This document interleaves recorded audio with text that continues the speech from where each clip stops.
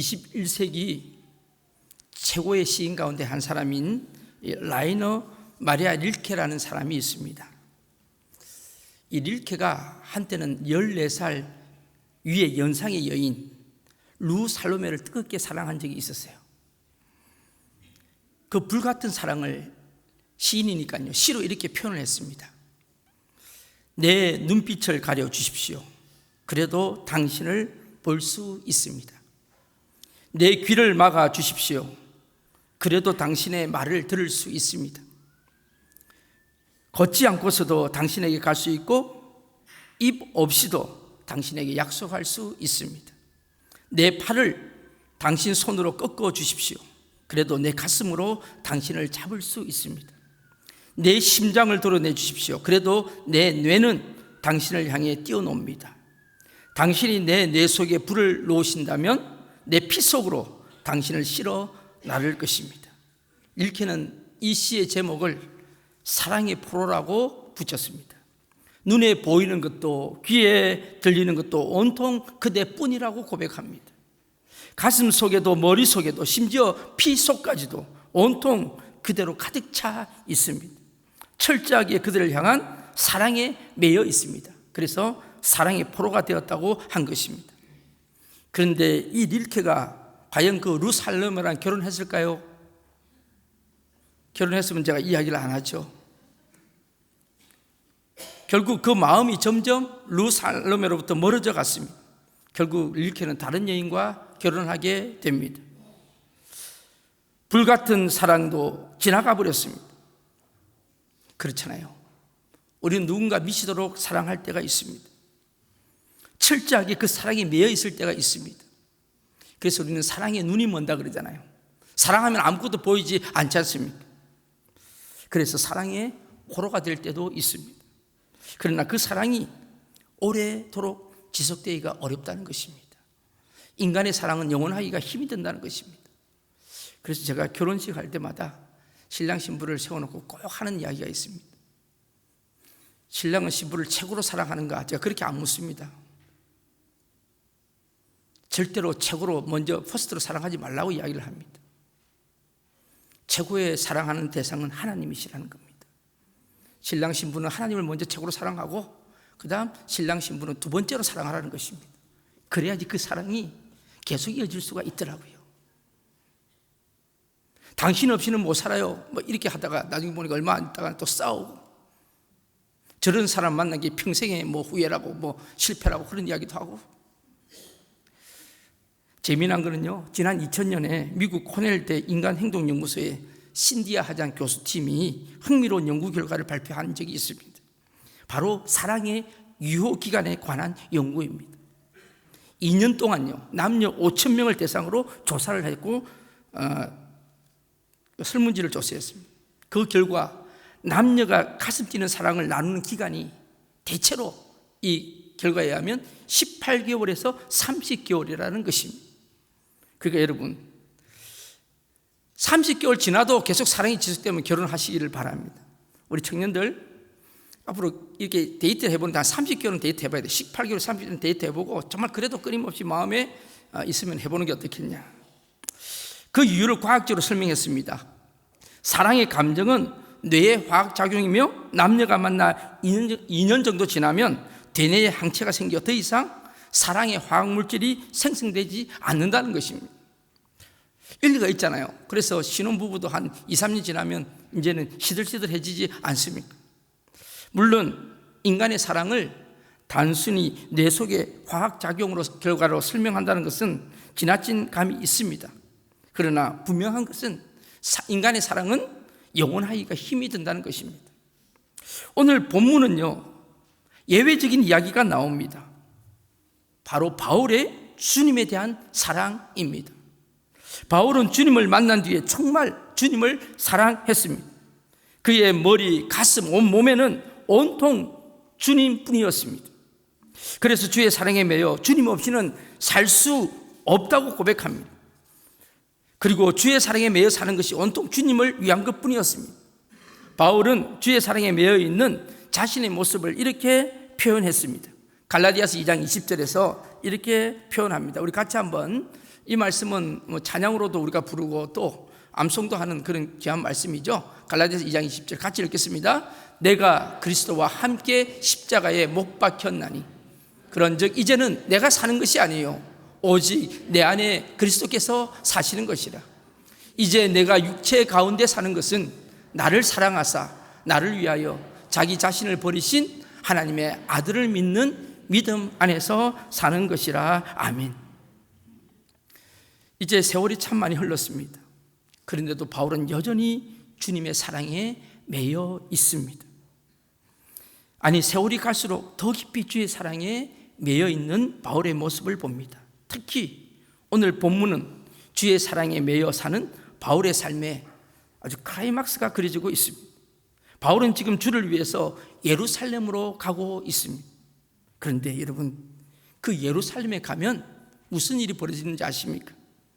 뒤쪽에 이제 읽어보시면은요, 지금 사도 바울을 죽이려고 밥도 먹지 않고 바울을 죽이고 내가 밥을 먹겠다고 결심한 결사대가 40여 명이 조직이 되어 있습니다. 바울이 지금 예루살렘에 들어만 가면 바로 죽이려고 준비하고 있습니다. 그런데 지금 바울이 그 예루살렘에 가겠다는 것입니다. 견디기 힘든 환난을 당하게 될 것이고 죽을지도 모릅니다. 그런데 이미 바울에게 성령을 통해서 알려주셨습니다. 바울은 이 사실을 알고 있습니다. 그뿐인가요? 사람들이 그냥 가지 말라 하지 않고 바울을 사랑하는 사람들이 눈물로 그를 붙잡고 하소연을 합니다. 가지 말라고요. 그러나 바울은 물러서지 않습니다. 오히려 이렇게 당당하게 말합니다. 24절 말씀입니다. 오늘 본문 24절 말씀 우리 같이 한번 읽겠습니다. 내가 달려갈 길과 주 예수께 받은 사명 곧 하나님의 은혜의 복음을 증언하는 일을 마치려 하면은 나의 생명조차 조금도 귀한 것으로 여기지 아니하노라. 아멘. 바울은 지금 주의 사랑에 매여 죽음을 무릅쓰고 예루살렘행을 감행하고 있는 것입니다. 바울은 처음 주님을 만난 직후부터 주의 사랑에 매이게 되었고 그에게는 온통 주님뿐이었습니다. 세월이 흘렀습니다. 그 사랑이 더 깊어갑니다. 더 깊이 주의 사랑에 매여 살게 되었습니다. 도대체 어떻게 이렇게 살 수 있을까요? 사람이 어떻게 이토록 변함없이 누군가의 사랑에 매여 살 수 있을까요? 어떻게 그 사랑이 죽을 때까지 지속될 수 있을까요? 궁금했습니다. 그런데 오늘 그 본문에 답이 나와 있습니다. 22절에 그 답이 나와 있습니다. 우리 같이 한번 22절 같이 읽겠습니다. 보라, 이제 나는 성령에 매여 예루살렘으로 가는데 거기서 무슨 일을 당할는지 알지 못하노라. 아멘. 성령에 매여 성령께서 바울을 사로잡으셨다는 것입니다. 바울이 지속적으로 주의 사랑에 매여 살 수 있었던 것은 바로 성령께서 바울을 잡아주시기 때문이라고 말씀합니다. 여기에 매여라는 말은요, 원어로 데데메노스라는 말인데 이 말은 처음부터 그때부터 지금까지 묶여 있다는 뜻입니다. 바울은 그리스도인들을 묶어서 예루살렘으로 끌고 오려고 다메섹으로 가고 있었습니다. 그 다메섹으로 가는 그 도중에 그는 부활하신 주님을 만나 오히려 자기가 주님께 성령님께 묶이게 됩니다. 그리고 이 땅의 삶을 마감하는 그날까지 계속 성령께 묶여 살았다고 성경은 기록하고 있습니다. 여러분, 우리가 계속 주님을 사랑하며 살고자 하면 성령의 매임을 받아야 할 줄로 믿습니다. 올 2020년 저는 우리 오클랜드 한인교회 권속 모든 여러분들이 이 주님의 사랑 안에 매여서 성령에 매여서 한 해를 승리하시기를 간절히 축복합니다. 그런데 내 뜻대로, 내 기분대로, 내 감정대로 주님을 사랑하면 오래 갈 수가 없는 것입니다. 조금만 상황이 변해도 달라지는 것입니다.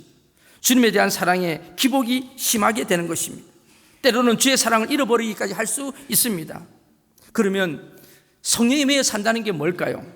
한 세 가지로만 간단히 알아보려고 합니다. 첫 번째는요, 성령에 매여 사는 것은 오늘 22절 본문 다시 한번 읽어볼까요? 22절 읽겠습니다. 보라, 이제 나는 성령에 매여 예루살렘으로 가는데 거기서 무슨 일을 당할는지 알지 못하노라. 모르고 가는 겁니다. 모르고. 성령에 매여 사는 것은 그냥 모르고 가는 거예요. 바울은 성령에 매여 예루살렘으로 간다는 것입니다. 그런데 거기서 무슨 일을 겪을지 모른다는 것입니다. 그저 성령께서 이끄시는 대로 순종하고 따라갈 뿐이라는 것입니다. 그렇습니다. 여러분, 성령에 매여 사는 것은 모르고 인도하신 대로 그냥 따라가는 것입니다. 어디로 가야 할지, 가는 도중에 어떤 일이 생길지 모릅니다. 그렇지만 성령께서 이끄시는 대로 우리가 따라가는 겁니다. 그게 바로 성령의 인도함을 따라 사는 길입니다. 히브리서 11장 8절은 이렇게 말씀합니다. 우리 같이 한번 읽어볼까요? 히브리서 11장 8절 말씀입니다. 같이 읽겠습니다. 믿음으로 아브라함은 부르심을 받았을 때에 순종하여 장래의 유업으로 받을 땅에 나아갈새 갈 바를 알지 못하고 나아갔다. 아브라함이 하나님의 부르심을 받아 고향을 떠날 때 이야기죠. 그가 갈 바를 알지 못했다는 것입니다. 어디로 가야 할지, 그리고 가는 동안 어떤 일이 생길지 모르고 단지 가라는 명령만 받고 길을 나섰다는 것입니다. 창세기 12장 1절은 이렇게 말씀합니다. 우리 같이 한번 창세기 12장 1절 말씀을 읽겠습니다. 여호와께서 아브라함에게 이르시되 너는 너의 고향과 친척과 아버지의 집을 떠나 내가 내게 보여줄 땅으로 가라. 아멘. 아브라함이 고향에서 길을 떠나라고 하나님의 명령을 받을 때 이야기입니다. 여기서 중요한 것은 여러분 자세히 보세요. 하나님께서 내가 내게 보여줄 땅으로 가라고 말씀하십니다. 보여준 땅이 아니고 보여줄 땅으로 가라는 것입니다. 그렇습니다. 하나님께서는 앞으로 우리가 가야 할 길을 확실하게 보여주시지 않고 인도하십니다. 가면서 하나씩 보여주시면서 인도하시는 하나님이십니다. 우리가 믿음이 어릴 때는 하나님께서 보여주십니다. 여러분, 홍해를 건널 때에 이스라엘 백성들이 울부짖었습니다. 그때 하나님이 동풍을 불게 하셔서 바다를 가르시고 그리고 마른 땅으로 건너게 하셨어요. 바다를 갈라놓고 건너라고 말씀하셨어요. 그런데 광야 40년 훈련을 받고 난 뒤에 이제 가나안 땅이 들어가기 직전에 요단강을 건널 때는 어땠습니까? 요단강은 물이 계속 흐르고 있었습니다. 강물이 갈라지지 않았습니다. 제사장들이 발을 디디는 그 순간에 강물이 멈췄던 것을 우리는 기억합니다. 여러분, 이제 우리 오클랜드 한인교회는 흐르는 요단강물에 발을 디뎌야 합니다. 하나님의 역사를 기대하면서 믿음으로 발을 디딜 수 있는 은혜가 있기를 바랍니다. 성령에 매여 사는 것은 모르고 가는 것입니다. 한 걸음 한 걸음 성령의 인도를 따라 사는 것입니다. 그 속에서 새록새록 복된 길로 인도하시는 주님의 인도하심을 깨달으며 주의 사랑이 더욱 깊어지게 될 줄로 믿습니다. 두 번째는 성령에 매여 사는 것은 두려움을 이기는 것입니다. 오늘 23절 말씀은 이렇게 우리에게 말씀하고 있습니다. 우리 같이 한번 23절 말씀 읽겠습니다. 오직 성령이 각 성에서 내게 증언하여 결박과 환난이 나를 기다린다 하시나. 이 말을요, 원어에 충실하게 다시 번역하면 이렇습니다. 그럼에도 불구하고 성령이 각 도시에서 결박들과 고통들이 나를 기다리고 있다는 것을 말씀하시며 내게 엄숙하게 증거한다. 그러니까 바울이 예루살렘 향해 가는 곳곳에서 결박당할 일들과 고통 겪을 일들이 기다리고 있다는 것입니다. 얼마나 바울이 두려웠을까요? 지금 바울은 밀레도에 있습니다. 오늘 본문 말씀은 이제 바울이 예루살렘 들어가기 직전에 밀레도에서 에베소에 있는 장로들을 불러다가 마지막 고별 설교를 하는 본문이 말씀입니다. 제가 터키 그리스 쪽에 이렇게 성지순례 갔을 때 이 밀레도를 가봤습니다. 바울이 마지막 고별 설교했던 그 장면을 가봤습니다. 보통 관광 가는 사람들은 그곳을 인도를 하지 않습니다. 길도 조금 멀고 또 추가로 비용이 들기 때문에. 그런데 버스비를 더 주면서 그곳으로 갔습니다. 그것은 굉장히 의미가 있는 지역이기 때문에요. 지금은 가면 거의 늪처럼 황야처럼 그렇게 되어 있습니다. 그곳에서 사도 바울은 그 고통과 어려움의 두려움을 출발을 시작했던 것이죠. 예루살렘까지는 우선 배를 여러 차례 갈아타고 가이사라까지 가야 합니다. 가는 동안에 여러 항구를 거쳐야 합니다. 그리고 가이사라에서 예루살렘까지는 육로로 또 여러 도시를 거쳐서 올라가야 합니다. 여행 자체만으로도 이미 사도 바울이 이때 60이 넘은 노년기의 사람이 얼마나 힘이 들었을까요? 몸만 움직여도 그까지 가는 곳에 힘이 드는 겁니다. 그런데 가는 곳마다 좋은 호텔이 있고 좋은 음식들이 있고 사람들이 따뜻한 환대가 있으면 얼마나 좋을까요? 그래도 그 나이에 움직이기가 어려운데 지금 상황은 정반대입니다. 옥에 갇힐 것이랍니다. 극심한 고통을 겪을 것이랍니다. 여행 자체도 겁이 나는 일인데 결박과 고통이 기다린다는 것입니다. 얼마나 두려웠겠습니까? 그래도 바울은 겁내지 않았습니다. 왜일까요? 성령께서 용기를 주셨기 때문입니다. 사랑하는 성도 여러분, 성령에 매여 사는 것은 성령의 위로를 받으며 사는 것입니다. 성령께서 곁에 계셔서 위로해 주시고 용기를 주시는 것입니다. 그래서 두려움을 이기고 앞을 향해 나갈 수 있게 되는 것입니다. 마지막으로 성령에 매여 사는 것은 사명을 완수하는 것입니다. 24절 말씀, 우리 다시 한번 24절 말씀을 같이 읽겠습니다. 내가 달려갈 길과 주 예수께 받은 사명 곧 하나님의 은혜의 복음을 증언하는 일을 마치려 하면은 나의 생명조차 조금도 귀한 것으로 여기지 아니하노라. 아멘. 바울은 사명이 있음을 늘 깨닫고 살았던 사람입니다. 그리고 어떤 일이 있어도 그 사명을 완수하려고 최선을 다하며 살았던 사람입니다. 어떻게 그럴 수 있었어요? 성령께서 늘 사명을 상기시켜 주셨기 때문입니다. 성령께서는 그 사명을 감당할 힘을 주시기 때문입니다. 예수님의 제자 사도들은 한결같이 순교의 길을 걸었습니다. 복음을 생명과 바꾸었습니다. 베드로는 여러분 잘 아시잖아요. 코바디스라는 영화를 보신 분은 아실 거예요. 베드로가 로마에서 너무 환난과 핍박이 강하니까 등에 떠밀려 가지고 피난을 떠납니다. 그런데 그 피난 떠나는 길에서 예수님을 만나게 됩니다. 그때 이 베드로가 했던 유명한 말이 있죠. 뭐죠? 코바디스 도미네, 주여 어디로 가시나이까? 그때 주님이 말씀하십니다. 네가 버리고 온 그 로마에 내가 들어간다. 그때 이 베드로가 다시 로마로 들어갔어. 베드로는 마지막에 주님은 십자가에 바로 달려 죽으셨지만 어떻게 나는 그렇게 죽겠냐 하면서 거꾸로 십자가에서 거꾸로 순교의 길을 걸었습니다. 안드레는 스코틀랜드에서 X자 십자가에서 순교를 당했습니다. 빌립은 러시아 남부 스키디아에서 전도하였고 히에라폴리스에서 전도하다가 순교하였습니다. 바돌로메는 아르메니아에서 전도하다가 순교하였습니다. 마태는 카스피 아래에서 전도하였고 이디오피아에서 전도하다가 순교하였습니다. 알페의 아들 야고보는 시리아에서 전도하였고 예루살렘에서 순교하였습니다. 시몬은 터키와 북아프리카와 아르메니아와 영국 런던 등을 두루 다니며 전도하다가 페르시아에서 톱으로 몸이 잘리는 순교를 당했습니다. 가룟유다 대신 뽑힌 마띠아라는 사도는 어땠습니까? 대신 뽑히지 않았으면 죽지 않았을 테인데 이 마띠아는 아르메니아에서 전도했고 이디오피아에서 두 눈이 뽑히면서 순교를 당했습니다. 예수님의 제자 가운데 오로지 한 사람이 자연사를 했는데 사도 요한입니다. 사도 요한이 순교를 안 당한 이유는 몇 가지로 이야기를 합니다. 사실은 사도 요한도 펄펄 끓는 가마솥에 집어넣었는데 살아났다는 이야기도 있고요. 그리고 예수님께서 마지막 십자가에 달려 죽으실 때 요한에게 부탁하셨던 게 있잖아요. 요한아, 보라, 마리아를 보면서 네 어머니다. 네 어머니를 부탁한다. 그러면서 죽었잖아요. 그래서 에베소 가시면요, 특히 에베소 가시면 그 요한의 교회가 있는데요, 사도 요한이 오래 살았습니다. 그 마리아를 끝까지 복양하고 그 어머니처럼 모시고 결국은 그 자연사를 했다는 기록이 남아 있습니다. 오늘 본문의 바울은 로마에서 참수, 목이 잘리는 그런 순교를 당했습니다.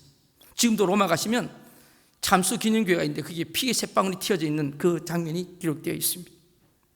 조지 폭스의 선교자 열전을 보면 그리스도를 위해 죽은 사람은 결코 우울함 속에서 순교하지 않았다고 합니다. 우리는 오늘 사도 바울의 이 말씀 앞에서 우리 자신의 신앙의 모습을 비춰볼 수 있어야 할 것입니다. 여러분에게 묻습니다. 우리는 얼마나 성령의 이끌림을 받아 살고 있습니까? 우리는 얼마나 성령의 이끄심에 기꺼이 순종하고 있습니까? 우리는 안전한 것이나 확실한 것만을 쫓고 불확실한 것이나 위험한 것은 피하는데 지나치게 익숙해 있지는 않은지요? 우리는 너무나 우리만을 위해 아끼고 있는지는 아는지요? 아들을 희생시키시면서 나를 용서하시고 구원하신 하나님의 그 은혜를 너무 쉽게 잊고 사는 것은 아닌지요? 우리는 하나님 일 앞에서 우리 시간을 너무나 아끼고 있는 것은 아닌지요? 우리는 하나님 일 앞에서 우리의 물질을 너무나 아끼고 있는 것은 아닌지요? 사도 바울의 관심은 오로지 그리스도를 위해 달려갈 길을 온전히 달려가는 것뿐이라고 성경 기록합니다. 그의 삶은 오로지 그리스도를 위하여 바쳐진 것이었습니다. 우리 삶이 하나님 앞에 어떻게 쓰임받을 수 있을까? 죄송하지만 이 시간에 제 이야기를 잠깐 하려고 합니다. 저는 어릴 때부터 교회 신앙생활을 했고 대학 82학번입니다. 82학번이고 86년대 대학을 졸업하고 그해 4월에 OCS라고 합니다. 해군 학사장교로 군복무를 시작했습니다. 7월에 소위로 인간하고 6년 동안에 해군 복무를 했습니다. 소위 때는 구축함도 타고 고속중도 타고 저 민통선안 고성 민통선 안에서 상황장교도 했고 그리고 88년에 해군대학으로 발령을 받고 거기서 비서실장과 행정과장 그리고 교무과장을 거쳐서 마지막에 전역을 1년 6개월 앞두고 발령을 받은 것이 제가 듣도 보지도 못했던 장소를 발령받았어요. 전라남도 진도군, 그까지는 제가 아는 데입니다. 근데 조도면 서거차리, 이 도대체 여기가 어딘가? 제가 지도를 펴니까 지도에 나오지가 않습니다. 도대체 여기가 어딘가? 여러분 지도를 보시면 남서쪽, 추사도 옆에 더 밑에 남서쪽 맨 끝에 동구차가 있고 서거차가 있는데 그렇게 해도 여러분 모르시잖아요. 근데 이렇게 하니까 아시더라고. 세월호 사건 났던데 바로 그 섬입니다. 그 옆에 있는 섬이 서거차라는 섬입니다. 거기서 해군이 레이더 사이트를 운영했습니다. 지금은 중국하고 수교가 되어서 그 부대가 없어졌는데 과거 중국이 공산권 국가에 있을 때 수교가 안 되었을 때 거기서 제가 레이더 사이트, 우리나라 말로 하면 전탐 감시소 소장으로 부대장으로 육군으로 말하면 한 40~50명 정도 병력이 되는데 거기서 중대장 정도 되죠. 거기 부대장으로 발령을 받아갔습니다. 그때가 제 마지막 군 복무 시간이었기 때문에 그때 이미 결혼을 했고 아이가 3개월짜리 아들이 하나 있었습니다. 근데 그 섬으로 발령이 난 겁니다. 처음에는 저 혼자 부임을 했습니다. 그리고 한 몇 개월 있다가 아이랑 아내랑 같이 이제 섬으로 들어왔습니다. 저희들은 기도했습니다. 제 꿈이 그래도 제가 교사로 제가 교사 되기를 원했기 때문에 하나님 앞에 그 꿈을 이루어달라고 기도하면서 그리고 군 복무를 이제 전역을 준비했습니다. 그런데 그 부대에서 어떤 한 사건으로 말미암아 제가 고등학교 때 하나님 앞에서 소원했던 약속을 떠올려야만 했습니다. 제가 고등학교 때요 은혜를 받고 하나님 앞에 그랬던 적이 있거든요. 기도를 저의 최고의 인생의 실수이자 최고의 행운의 시간이었던 것 같은데 하나님 앞에 제가 그랬어요. 하나님, 제가 인생의 이 어두운 터널을 지나고 잘 통과하면 평생 제가 하나님 앞에 주의 종으로 살겠다고. 왜가 제 그 이야기를 했는지 모르겠어요. 그 기도를 하고 났는데 그리고 그 기도가 계속 제 내리속에 떠나지는 않았는데 이제 결혼했죠. 아이도 있죠. 이제 곧 전역을 해야 되니까 제 집사람하고 기도하는 가운데 그래, 우리 제 집사람하고 저하고 중고등학교 우리 2급 정교사 자격증이 있으니까 우리 교사로 앞으로 평생 하나님 앞에 충성하며 평신도로 살자. 그렇게 결심을 하고 기도한 그 다음 날 부대에서 사건이 터진 겁니다. 시간이 없어서 세세하게 말씀을 못 드리겠지만 이 신병이 하나 왔는데 법대 다니다가 온 신병이 하나 있는데 얘가 자살 소동을 일으킨 겁니다. 섬에서 사시는 분들은 아시겠지만 섬 뒤에는 절벽입니다. 절벽. 거기다가 그게 파도가 얼마나 많이 치는 곳인지 모릅니다. 새벽 2시에 말이죠. 관사로 전화가 왔는데 선임 중사한테 전화가 왔는데 소장님, 신병 하나가 자해를 하고 바다에 떨어진 것 같다고 그렇게 보고한 겁니다. 여러분, 새벽에 오는 전화는 좋은 전화 하나도 없습니다. 아시죠? 그런데요, 제가 군복을 입고 군화끈을 묶으면서 거기 방카까지 산 위에 있는데 산 위에 끝까지 한 40분이 걸립니다. 밑에 있는 부대 대원들을 다 깨우고 비상을 시켜놓고 시신 찾아야 된다고 다 이렇게 세워놓고, 그리고 저희 교회 집사님들을 불러다가 배를 다 동원시켜 뒤쪽으로 가서 시신은 찾아야 된다고 그러면서 보내놓고 저 혼자서 그 산을 올라가는데, 저도 모르게 이 아이의 자살, 이것이 꼭 저가 하나님 앞에 순종하지 못한 것 때문에 그렇다는 것이 막 가슴에 막 불같이 일어났어요. 저도 모르게 하나님 앞에 그렇게 기도를 해버렸습니다. 하나님, 제가 순종하겠습니다. 제가 가겠습니다. 어딜 가요? 신학교 가겠습니다. 어떻게 하지? 이 아이 시신이라도 건지게. 여러분, 바다에 시신이 떨어지면 어떻게 찾겠습니까? 파도에 순식간에 휩쓸려 버리는데, 시신이라도 찾을 수 있도록 해달라고 그렇게 하면서 제가 올라갔습니다.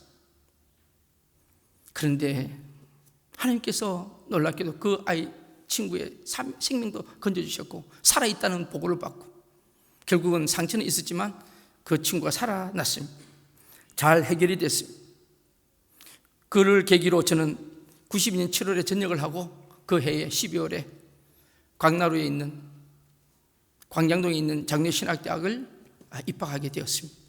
그때부터 94년부터 저는 한국에 있는 새벽교회 교육전도사로, 유년부 교육전도사로 시작해서 전임전도사, 부목사, 수석부목사까지 21년을 그 교회에서 사역을 했습니다. 그리고 2014년 3월 30일 날 하나님께서 이곳 뉴질랜드 오클랜드 한인교회 담임 목사로 인도해 주셨고, 이곳에서 사역을 이제 6년째 하고 있습니다. 한국에서 이사 올 때 저희 집사람과 저는, 이제 아이들은 그때 나이가 돼서 같이 못 오니까 대학생들이어서 한국에 떨어뜨려 놓고 우리 둘이가 짐을 싸면서 그랬습니다. 이제 내 목회 인생에서 20년은 한국에서, 나머지 20년은, 제가 그때 딱 30살에 제가 신학교 29 신학교 갔으니까 40년을 제가 하나님 앞에 드릴 수 있었는데, 나머지 20년은 이곳 뉴질랜드에서 마감할 것을 계획하고 컨테이너에다가 모든 짐을 다 싣고 그리고 뉴질랜드에 오게 되었습니다. 저희 교회 처음 왔을 때 사정이 생각했던 것보다, 듣던 것보다 아주 어렵게 흘러갔습니다. 제가 할 수 있는 것이라고는 하나님 앞에 무릎 꿇고 기도하는 것밖에 없었습니다. 지금 촛불실에 가면 새벽 예배 때 제 의자가 있는데, 앞에 강지상 의자 밑에 기도 의자가 하나 있습니다. 그 기도 의자가 태백에 있는 대천덕 신부님이 운영하시는 예수원에 가서 제가 그걸 사가지고 왔는데요, 그 기도 의자가 좋습니다. 그냥 무릎을 꿇고 기도하면 한 5분만 지나면 막 피가 안 통해서 막 발이 아파서 기도를 못 하는데, 그 기도 의자에 하면 한 30-40분 끄더니 기도할 수 있습니다. 1시간도 기도할 수 있습니다. 그 기도 의자를 제가 가져왔거든요. 그리고 그걸 가지고 새벽마다 기도하기를 시작했습니다.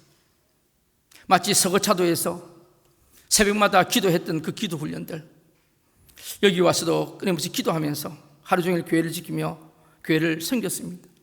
최선을 다하며 지금까지 한눈 팔지 않고, 저는 하나님 앞에 그렇게 이야기할 수 있습니다. 한눈 팔지 않고 앞을 보면서 지금까지 행진을 해왔습니다.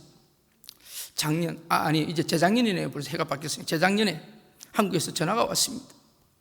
새벽교회에서 전화가 왔습니다. 담임 목사님이 이제 작년에 은퇴인데 새벽교회에서 후임자들을, 다음 제2대 담임 목사 후임자를 앞두고 기도하기를 시작했다는 겁니다. 한국교회는 신부장로들이 한 45분이 계십니다. 그분들이 기도하기를 시작했고, 또 후임 담임 목사님 위해서 성도들이 기도하기를 시작했습니다. 저도 기도하기를 시작했습니다. 많은 고민들이 있었습니다. 여러 생각들도 있었습니다. 하나님의 뜻이 어디 있는지. 저는 이제 마지막이라 하고 이르러 왔는데, 사실 이제 우리 오클랜드 한인교회도 목회로서 자리를 잡았습니다. 어떤 면에서는 이곳이 인간적으로는 더 편하고 더 안정될 수도 있습니다. 그런데 작년 11월 새벽교회 당회에서 담임 목사 청빙을 했는데 통과가 되고, 그리고 11월 셋째 주에 공동회의에서 만장일치로 담임 목사 청빙을 하고 저에게 청빙서가 날아오게 되었습니다. 먼저 우리 당회에 말씀드렸고, 부상회의에서 말씀드렸고, 저번 주에 사실은 우리가 임직식도 있고, 그리고 12월 마지막 주에 여러 가지 임명식도 있고 해서 그게 다 끝나고 난 뒤 저번 주에 우리 은퇴 장로님들, 원로들을 불렀다가 우리 신무장로님, 부수장들과 함께 저녁 식사를 하면서 제가 이 말씀을 공식적으로 말씀드렸습니다. 우리의 생각과 하나님의 생각은 다를 수 있습니다. 저는 이제 하나님의 사역을 위해서 2, 3개월 내에 뉴질랜드를 모두 정리하고 한국으로 돌아가려고 합니다. 저는 이제 저의 예루살렘으로 들어가려고 합니다. 격동의 소용도로 속에 있는 조국 대한민국에 가서 제가 또 교회와 나라와 민족을 위해서 해야 할 일이 있어서 하나님이 부르신 것이라고 생각하면서 다시 주님 부르심에 준비하고 있습니다. 오늘부터 이 시간 이후로 제게 맡겨진 우리 교회 당회장 담임 목사직은 이제 훌륭한 후임 목사, 저보다 더 훌륭하신 분을 구하는 일에 제 행정력을 다 사용하고자 합니다. 그 전에라도 언제든지 교회가 원하시면 모든 직에서 내려놓을 준비가 항상 되어 있음을 알려드립니다. 그동안 부족한 종을 위해서 협력하고 또 동력해 주시고 수고해 주신 모든 분들께 감사를 드립니다. 마지막 저희의 사명은 조국 대한민국에서 하나님의 사역을 하게 하신 것 같습니다. 그런데 말이죠, 우리 교회가 제가 부임했을 때처럼 계속 어려움이 진행되었다면 저는 결단코 한국에 돌아가지 않았을 것입니다. 이제 우리 오클랜드 한인교회는 모든 조직과 행정면에서 어느 분이 와서 목회를 하더라도 잘할 수 있는 여건이 마련되어 있기 때문에 저는 이제 또 하나님의 명령에 따라서 또 짐을 싸려고 합니다. 사랑하는 성도 여러분, 성령에 매여 사는 사람들은 늘 사명감을 느끼며 살아갑니다. 그리고 그 사명을 완수하기 위해 최선의 삶을 다하게 됩니다. 성령께서 어떤 상황, 형편 속에서도 사명을 깨닫게 해주시기 때문입니다. 그리고 그 사명을 완수할 수 있도록 힘을 주시기 때문입니다. 나아가서 그 사명을 완수하는 것이 하나님의 뜻이 있을 것입니다. 우리 오클랜드 한인교회는 분명히 사명이 있는 교회입니다. 오클랜드 최초의 한인교회로 하나님이 세우신 것은 그냥 교회를 세우신 것이 아니라고 믿습니다. 우리가 성령에 매여 살아가기를 간절히 원합니다. 그리고 어떤 일이 있어도 주의 사랑을 잃어버리지 마시기를 간절히 바랍니다. 성령에 매여 살면 주의 사랑에 매여 살 수가 있습니다. 성령에 매여 산다는 것은 모르고 가는 것입니다. 우선 모르고 가는 것입니다. 앞에 무슨 일이 벌어질지 모르고 그냥 가는 것입니다. 오직 성령의 인도만 따라가는 것입니다. 그리고 성령에 매여 산다는 것은 두려움을 이기는 것입니다. 위로해 주시고 용기 주시는 성령을 의지하고 사는 것입니다. 또한 성령에 매여 사는 것은 사명을 완수하기 위해 최선을 다하는 삶을 사는 것입니다. 늘 사명을 깨닫고 그 사명을 완수하기 위해 힘쓰며 사는 것입니다. 헨리 씨 모리슨이라는 아프리카 선교사가 있습니다.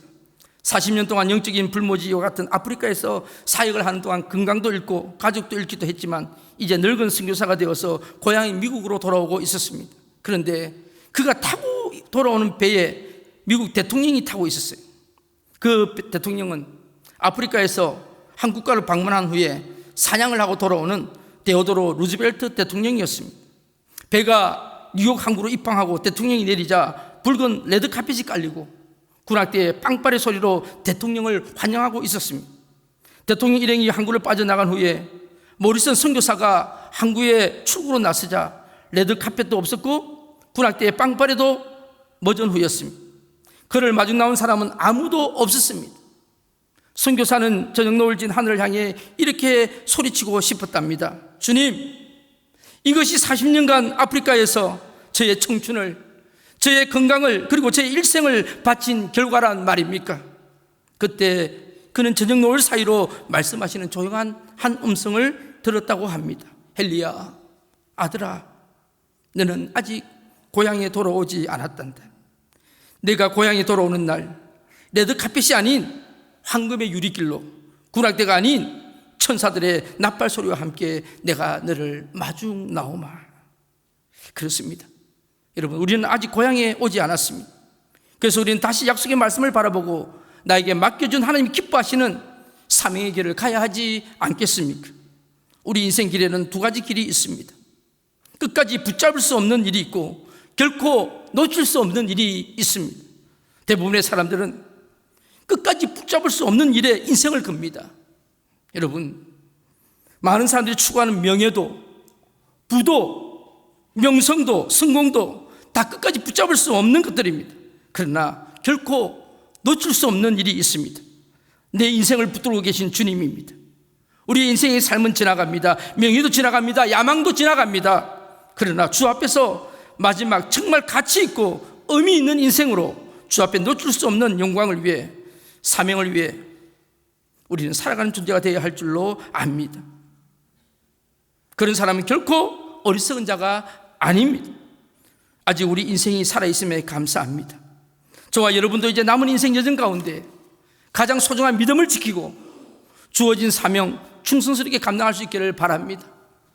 육신도 건강하시기를 축복합니다. 어저께 고인자 집사님 생각이 나서 병원에 오후에 찾아갔습니다. 수술 자국이 한 18cm 정도 수술을 했는데 그 조그만 척추에 나쁜 걸 끄집어내는데 그렇게 많이 찢었는지, 근데 그 수술 여파 때문에 걸음을 잘 못 걸어서 아직도 이 오른쪽 다리에 마비가 풀어지지 않아가지고 걸음을 혼자 걷지 못해가지고 붙잡고 걸었는데 보니까 팔을 갖다 이렇게 뒤뚱뒤뚱거리는 모습을 보면서 제가 참 마음이 아팠습니다. 그러면서 제가 그랬습니다. 집사님, 인생에 있어서 언제 이렇게 주님과 깊은 관계를 맺겠어요? 자기가 바로 그럴 수 있는 것이 얼마나 큰 복인지 모른다고 그렇게 이야기해요. 제가 전부터 말씀드렸잖아요. 우리 방 집사님도 여기 와 계시는데 방 집사님이 혼자서 화장실 갈 수 있다는 게 얼마나 감사한지. 여러분 오늘 아침에 여러분 혼자서 화장실 가는데 감사하신 분 계십니까? 내가 혼자서 스스로 화장실 갈 수 있어서 감사한 걸 여러분 아십니까? 지금 고인자 집사님은 혼자서 화장실도 못 갑니다. 간호사를 불러야지 화장실을 갈 수가 있습니다. 오늘 여러분 발걸음 스스로 걸어서 이 자리에 왔는데 이렇게 예배 드리는데 이것이 얼마나 감사한지 여러분 아십니까? 괜찮습니다. 세상이 어렵고 힘들어도 괜찮습니다. 이 이민 사회가 참 힘듭니다. 그래도 하나님이 우리와 함께 동행하시면 괜찮습니다. 어느 날인가 하나님이 우리 부르시면 천국 영생과 상급을 확신하면서 당당히 천국으로 들어가는 그런 비전들이 올 한 해 있으시기를 주님 이름으로 축복합니다. 기도하시겠습니다.